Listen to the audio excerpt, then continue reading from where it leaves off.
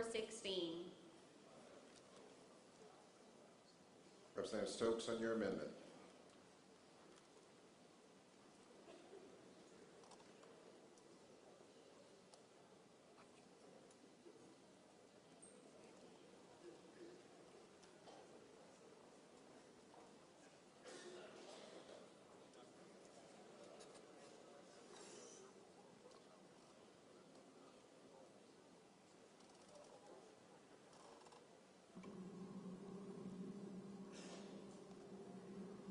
Well, first of all, Representative Cruz is very tall. My goodness.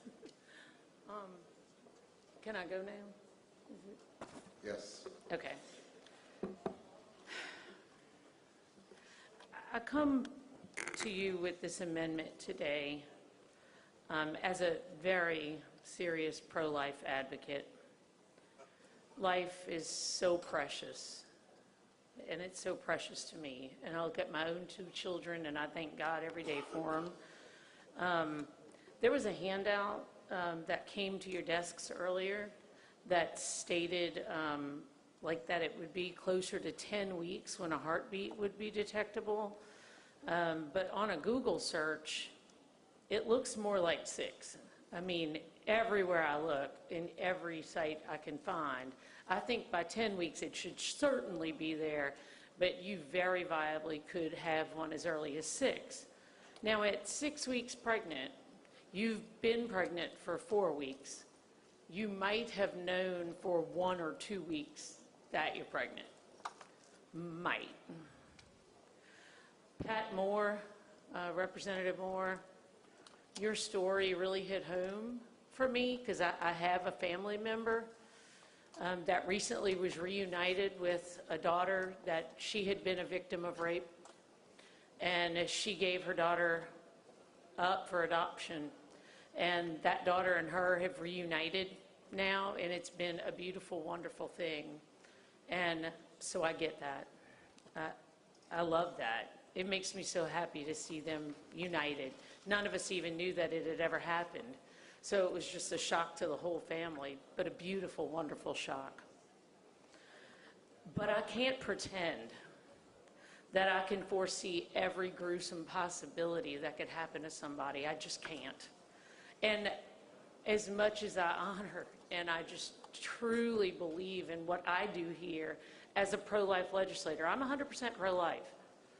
I've always been 100% pro-life, but I don't feel equipped to make every victim's decision. I don't. I want to, because I know that the smartest thing right now, I know what it is. So it pains me, and I've been sitting here in a lot of pain because I want very badly to be able to just roll with this one, but I can't do it because I can't know everybody's situation and their pain. I can't know it. So I stand before you and just ask that you consider this amendment that would allow a victim 10 weeks. So that's really only 6 weeks or so after they know that they're pregnant, and it could just be 5. But for them to come to a decision with their family, if the bill, like if you just make an exception for rape and incest, our state statutes, I believe, are that you can have an abortion up to 20 weeks.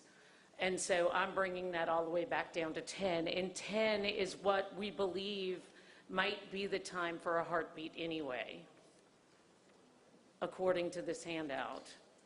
So I also want to note, and I'm very nervous about this, I'm sorry, I'm a little shaky, but, you know, I'm looking at tweets from our president. And our president said that he is strongly pro-life with 3 exceptions: rape, incest, and protecting the life of the mother. The same position taken by Ronald Reagan. So I'm just asking you to give the victim here a few weeks. I mean, that's it. And potentially they wouldn't see a heartbeat until that time anyway. Also, I got to say, I'm nervous, I'm shaking up here about this, because I love the Louisiana Family Forum. I've got a great relationship with them. Louisiana Right for Life, Right to Life. My colleagues, Representative Hodges and Senator Milkovich, and I just ask you to give victims enough time to decide. And it may not even change the time frame at all, because if it is 10 weeks before you feel a heartbeat or can see it, then this wouldn't do anything to erode that legislation. So I just respectfully ask for you to consider this amendment. Thank you. There are no questions on the amendment. Is there any objection to the adoption of the amendment? Representative Hodges, on your objection. Thank you, Mr. Speaker.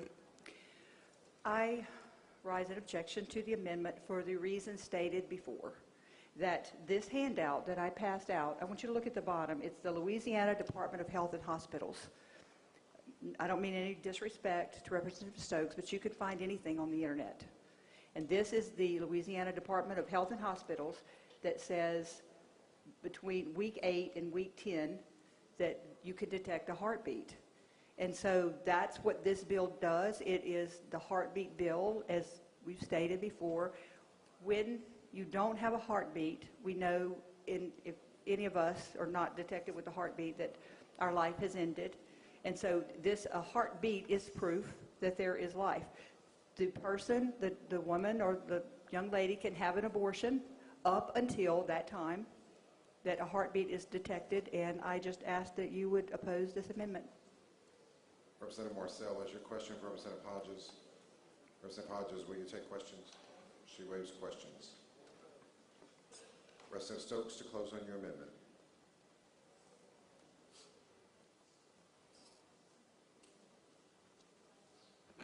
Thank you, Speaker, and thank you, Representative Hodges, and everybody who's for this bill. I get it. I want to be 100% here, and I feel like I can support the bill if a victim just has that amount of time. If it's really 10 weeks, I just find a few too many references that only give people a week or two to come to terms with this.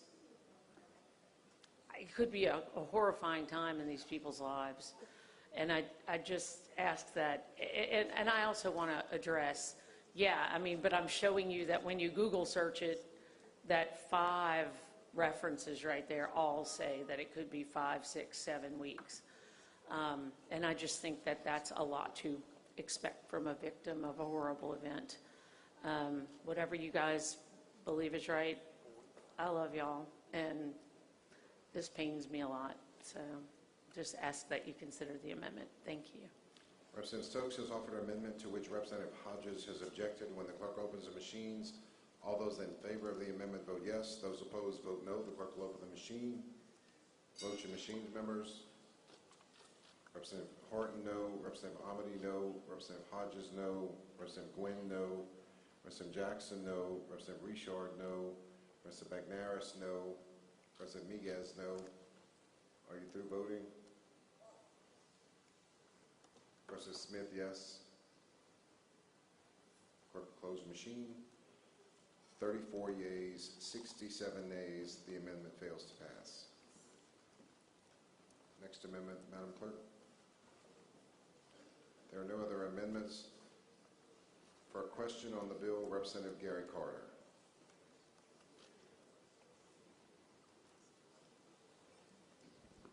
Representative Hodges. Mr. Speaker, I'd like to waive any more questions. I think this... Well, I'll be very... Okay. Are you waiving? Okay. Yeah, okay. Well, I'll take one more question. I'll be very brief. I have 3 quick questions, if I can. What you said one. Do you agree with me that the 14th Amendment of the United States Constitution provides the people of this country the right of privacy? Yes. Do you agree with me that the 9th Amendment of the United States Constitution grants the people of this country the right of privacy? Well, do you want to read the 9th Amendment? Because I don't remember offhand what it is. It's important that we understand what the Constitution says when we are involving ourselves in constitutional rights. Let me ask you this.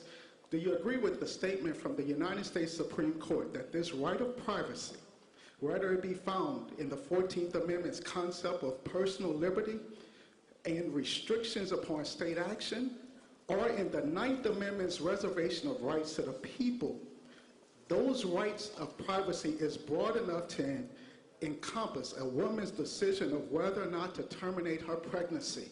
The right of privacy is constitutional. It is embedded at least twice in two separate amendments to the United States Constitution, no different than the rights of the Second Amendment. Those rights of privacy, these are delicate, sensitive matters for a woman to make in consultation with her doctor, herself, and whomever she determines.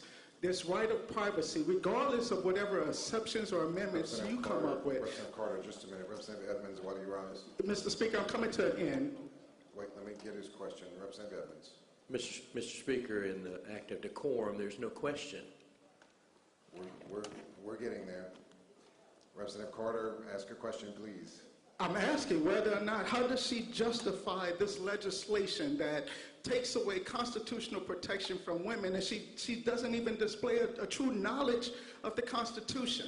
Okay, I believe that the right to life is the greatest right there is.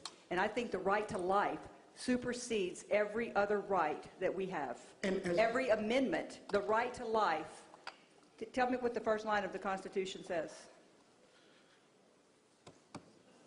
Ma'am, this is what? Same you want to talk question. about the rights, you want to talk about the right of life, liberty, and the pursuit of happiness? The right to life right is of in the life. first words of the Constitution. And as we debate And that is this- the greatest right that we have. And as we debate, Okay. Ask a question, answer the question. I need to ask also. the It's members asked of and the- answered.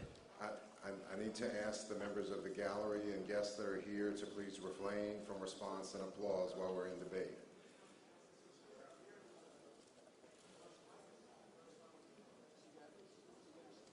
Representative Carter. and I'm nearing a finish, Mr. Speaker, but during this Please debate, ask a question. is it not true that during the debate today that centered on life, people advertise the taking the life of rapists? So as we debate a bill that talks about life, isn't it true that there's been advocates talking about the death penalty?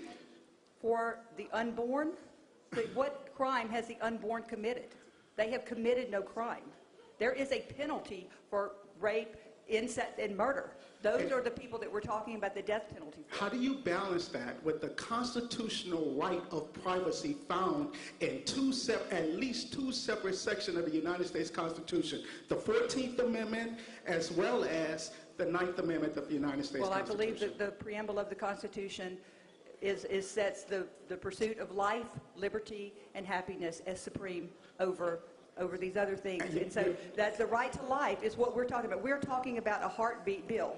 And you're taking away, if I'm not mistaken you, the right of those women to pursue happiness. You're taking away their right to make decisions with their doctor based upon their fundamental constitutional right of privacy. Who are you to tell women what they can and cannot do with their bodies? Mr. Speaker, I object to this language and to these men trying to make laws telling women what to do with their bodies. This is a constitutional... That's not a question. That's not a question.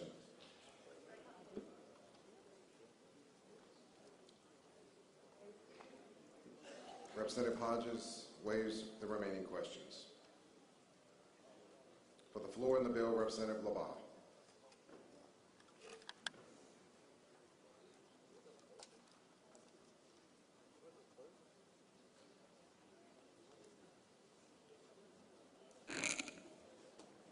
Thank you, Mr. Speaker. A lot of interesting testimony today. I want to get back to basics. Life is precious. I had two of our pregnancies end in loss. We should try and keep life precious and make sure we do not participate in the murder of our infants before they're able to take care of themselves. And I support this bill wholeheartedly. For the floor in the bill, Representative Morcell.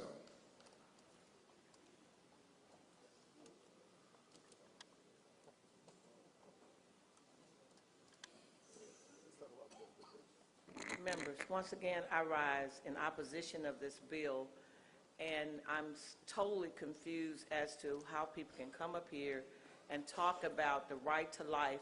When I ticked the bill the other day to eliminate the death penalty, the majority of this House was not in support of that bill, and that's life. And did you know that we have the highest rate of turnovers and exonerated people than any other state? Did you know?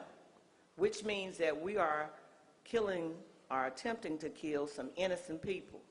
So I guess an innocent baby is better than an innocent young man or woman.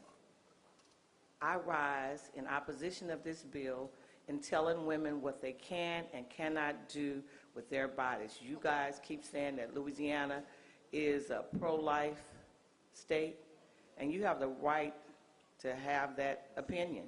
However, there are many of us who are pro-choice and pro-it's your business. For the floor on the bill, Representative Seabaugh.